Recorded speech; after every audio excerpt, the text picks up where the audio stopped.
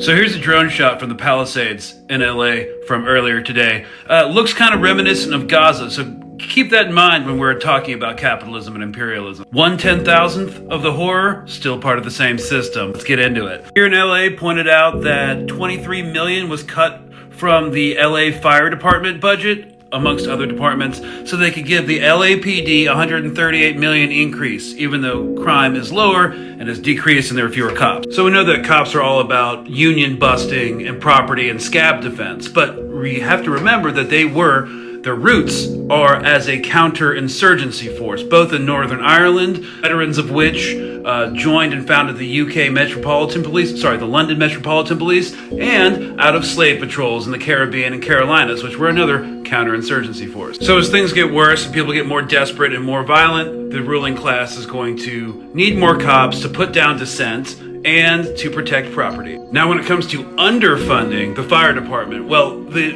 easiest way or the best way to degrade confidence in an institution, especially a government institution, is to underfund it. See what's happening with the Department of Education. So if during a crisis people see that the fire department can't handle it, and the state's paying for it, our tax dollars are paying for it, well, if the government can't do it, privatize it. And a lot of rich people lost their homes in the Palisades, so what are we going to see soon? Real estate CEO and resident of the Palisades who apparently lost his house, Keith Wasserman, who's blocked me. Does anyone have access to private firefighters to protect our home in Pacific Palisades? We need to act fast here. All neighbors' houses are burning. We'll pay any amount. Thank you. So there's going to be a massive push to privatize the fire department. It's going to maybe, I don't know how it would look like, but I guess the business model would be like you pay a subscription service, like an insurance premium, and you'll be covered in network. Speaking of not being covered anymore, yeah, a lot of the fire